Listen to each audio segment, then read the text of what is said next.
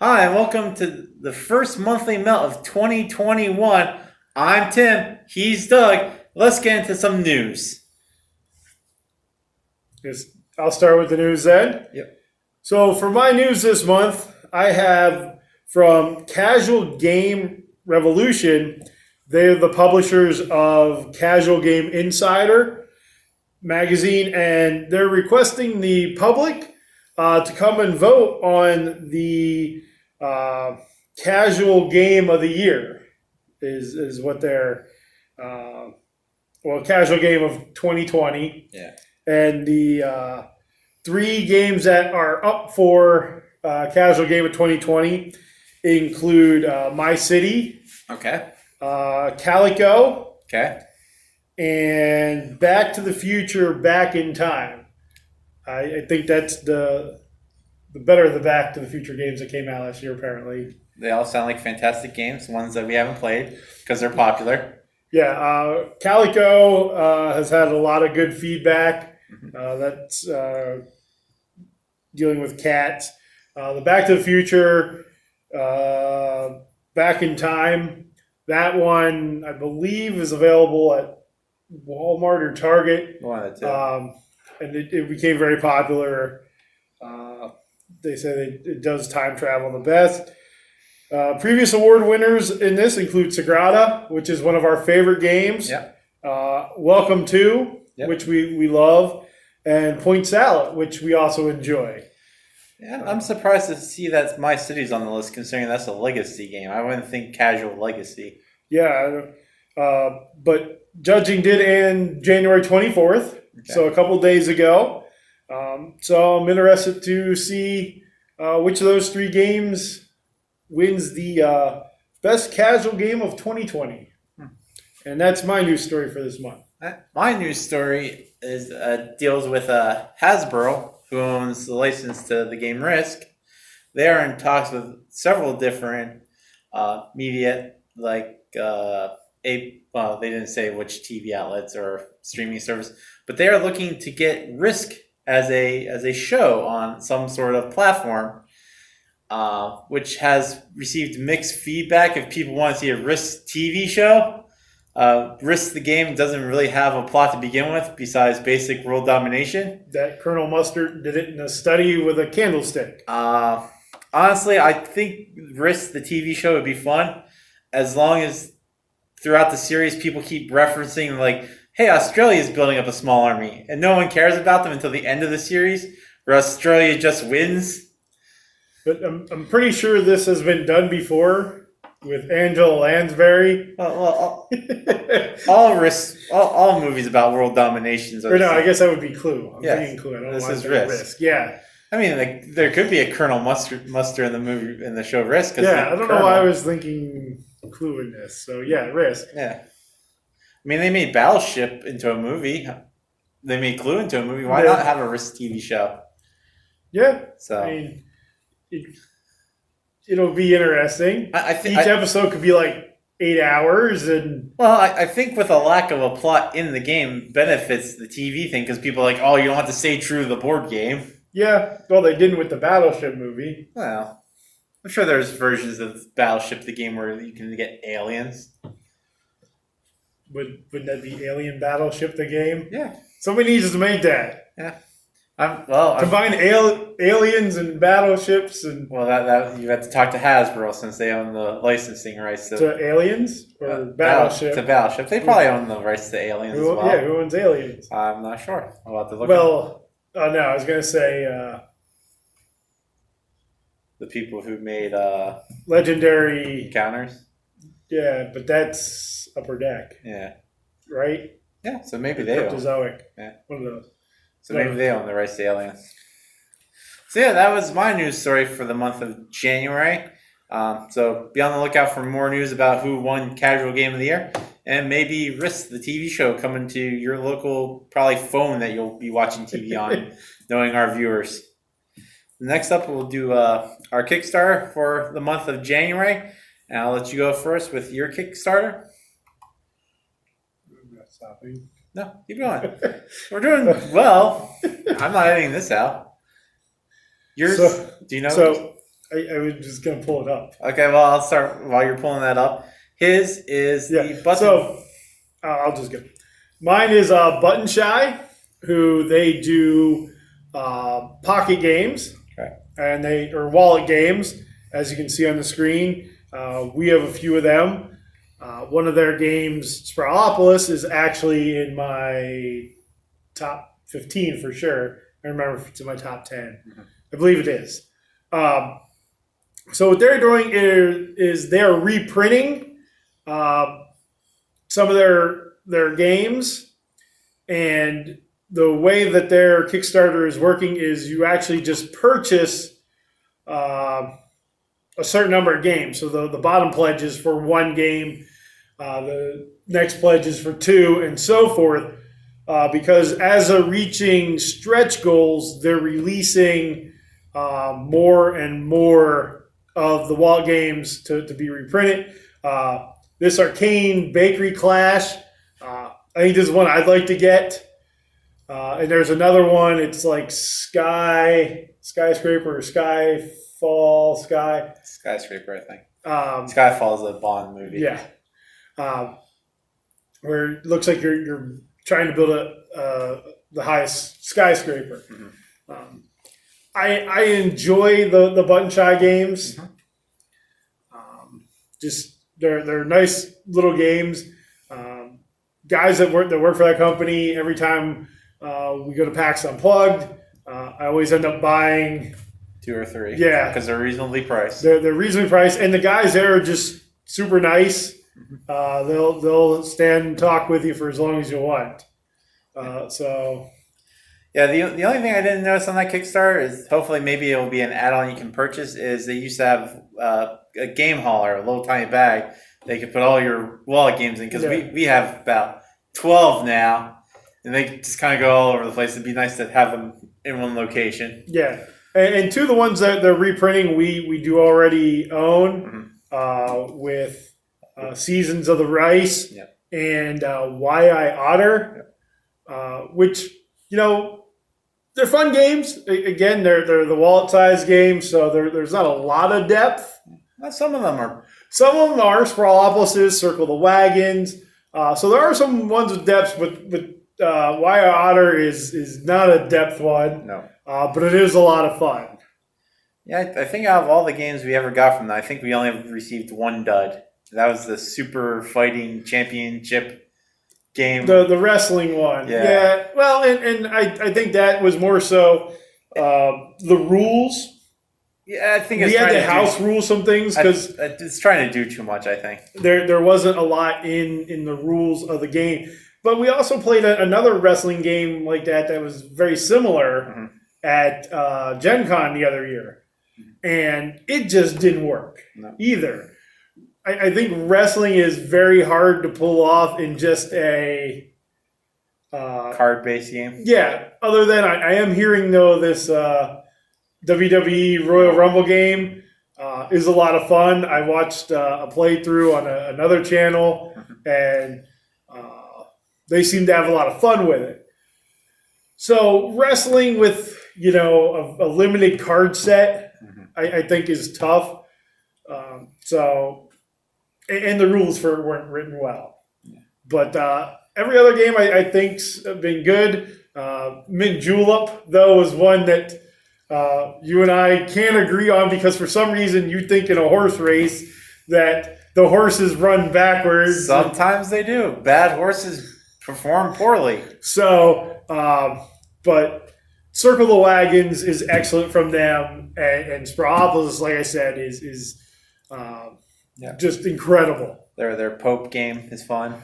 Agamemnon or something like that. Yeah. So just great little company. If you have not ever checked out Button Shy Games, do yourself a favor and at least pick up one. All right. And then for my monthly Kickstarter, I'm going with Radlands. This is a game that's been launched by Roxley Games. I don't think there's been a Roxley game that I've hated so far. They're a company that I think does well.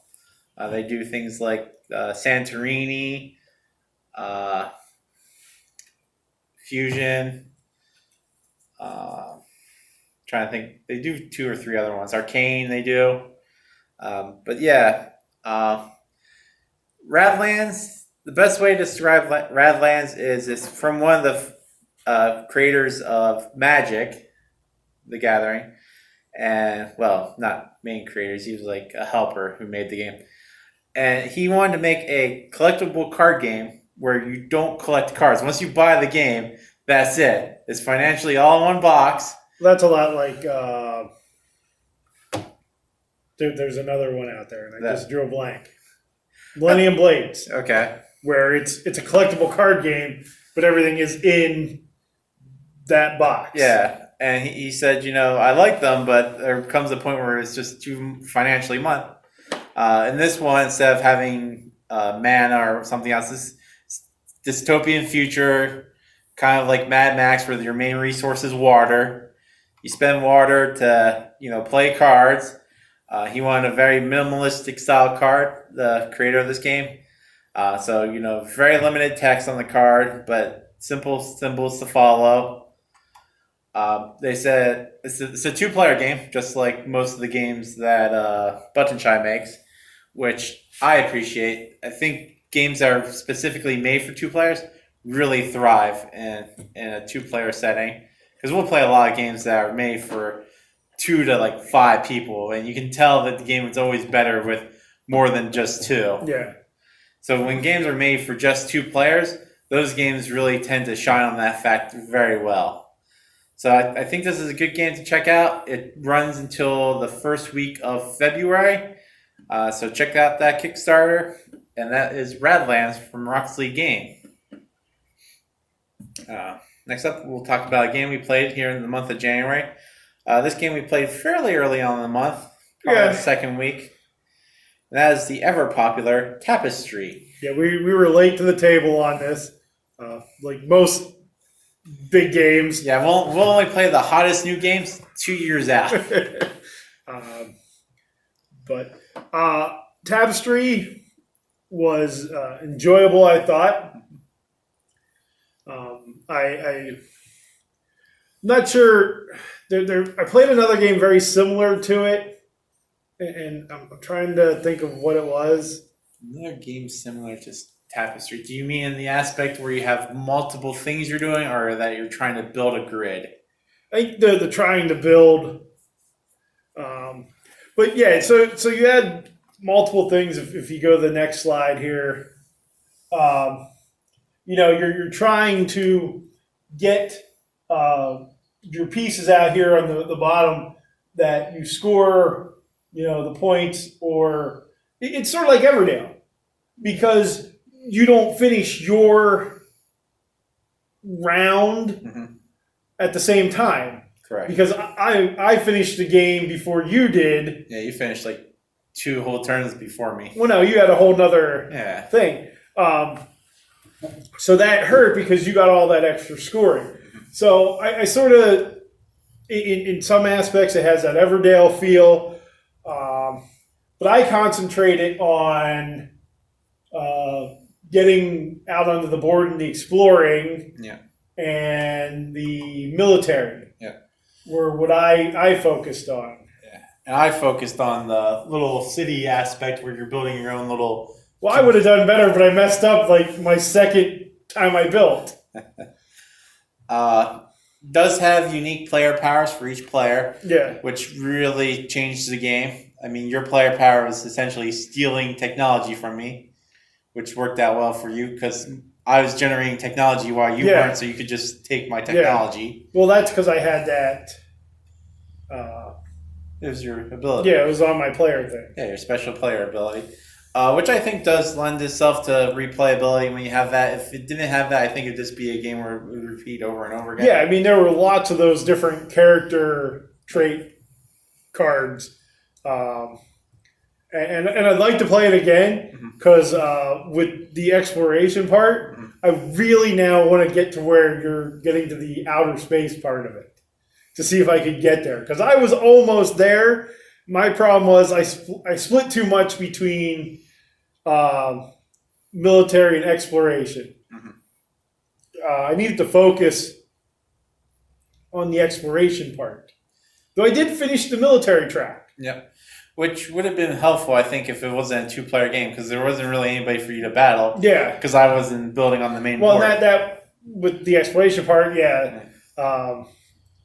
The two things I focused on, I couldn't do because you didn't Focus on the... try doing them really. Yeah. So yeah, at 3 or 4 players, I think this game would have been better than just with 2. I love the aesthetics though of these buildings. Though I will agree with some people in that unless it took us, at least me, a little bit to understand that, okay, the thing's a circle, but it takes up these 4 instead of actually fitting on it. And then when I was trying to place the little ones and Yeah, I think they could have probably squared off the bottom of the buildings. the bases, yeah. The setup could have been a whole lot easier too.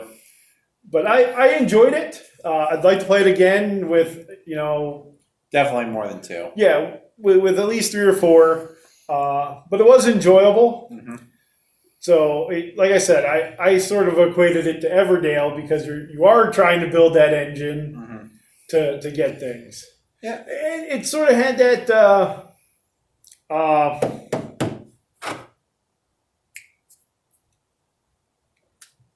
not history of the world. Civilization? Yeah, what's the one that I played that took like 8 hours? I thought it was called Civilization. Through the Ages. Yeah, Through the Ages. Through the Ages. It sort of has that track with that military. I think it sort of combines, the military thing. It pulls from a lot of different games. Yeah, I would say that this part here that you see on the screen is very patchworky, the game.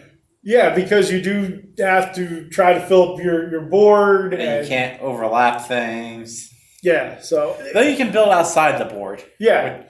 Which I think would be hard for Well, that took us... We forgot that. We read it, and then we forgot until about halfway through. Yeah. But, yeah, it was enjoyable. So that was the game we played this month, Yep. Tapestry. And then this month, for Off Topic, you get to choose what our All Off right, Topic so for Off Topic this week, we got a couple things. All short things. First, we're going to start off with the best holiday of the entire year falls in the month of February. And it's not the one you're thinking of. It's this one right here, Groundhog Day. Yeah. What are you predicting? Early spring or 6 more weeks of winter? 6 more weeks of winter. Yeah, that's what I'm going with. I think Phil's going to predict 6 more weeks of winter. So that means he'll see his shadow. Yep. Hey, I remember. So we've both been to Groundhog Day in person. We actually have family and property 13 miles from Punxsutawney and actually go there. I've been to a couple Groundhog Days. Yeah, we go to Punxsutawney all the time. But yeah, I've been to Groundhog Day 6 times. I've probably been there about 3. So it's a blast. Put it on your bucket list. Definitely something you need to go to. Check it out this year virtually. Yes, 6:30 in the morning. If you live in Pennsylvania and you get PCN, 6:30 in the morning, it will be on. Otherwise, check it out online. I believe it's groundhog.org. Takes to the Groundhog Club. Yeah. The Inner Circle. So second thing that's happening in the month of February, and I don't have a hat for it, but my Buccaneers are in the... I was going to guess Valentine's Day. Nope, that doesn't even count towards anything. I mean, there's nothing else happening that day. But, so... Or the big game, I guess I should say. I'm gonna have to edit for once and actually bleep out the word "the big game" before you call it. All right, the big game. There you go. Don't get us demonetized. Yeah, because we're that far along. Hey, they need their money. The NFL is hurting for cash. Yep. I guess Pepsi. Pepsi owns the naming right. Somebody does. Yeah. So the big game. There you go. With the Buccaneers and the Chiefs. What's your pick? Who's winning? And I know who you're going to say. I really want Tom Brady to retire. And the only way he's going to do that is on top. So I want the Bucs to win for that reason. I know you're pulling for the Chiefs though. No, because that means at least 4 more years of Tom Brady. Just because he loses 4 more years. Yeah, it's like instead of 6 more weeks, it's 4 more years Yep. for every Super Bowl he doesn't win. So, I'm not a Tom Brady fan. I'll admit that. I'm still very up in the air as a Bucks fan. I'm not a fan of Gronkowski either, though he didn't do a whole lot this year. My favorite player on Tampa right now is Cameron Brate, who's the other tight end. I like Cameron Brate, and I think he's an up and coming tight end. He's nice enough to sign some autographs for me. But of course, I've got to go with the Bucks to win the big game. I mean, I could have went with Tampa Bay for Gronk, who is my favorite WWE wrestler of all time. He's your favorite 24/7 champ? Absolutely. No other wrestler comes close to the Gronk. Yep. So that's the second thing happening in February. And number 3 is the second, well, technically the top thing happening on February 14th, and that is the Daytona 500.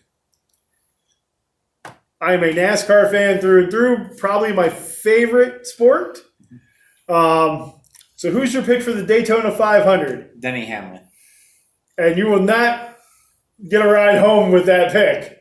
You will be stuck where we're at here. I'm picking him because I know how much you despise Denny Hamlin. I'm going to say Denny Hamlin wins at least 14 races this season. Yes. Denny Hamlin is not one of my favorites. I'm surprised you didn't just pick Bubba Wallace because of now being part of Michael Jordan's new team.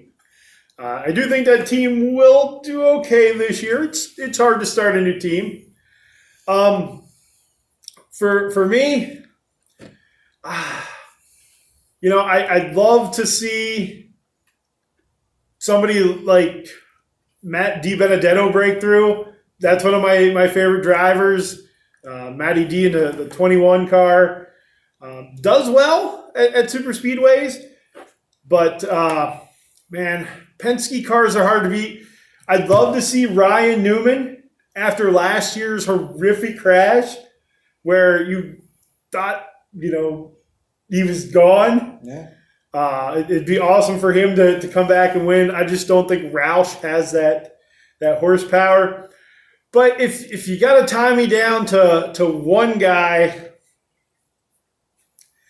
I'm going to go with Ryan Blaney. I thought you were going to say Kurt Busch. I'd be okay with Kurt Busch. Kurt Busch is one of those guys.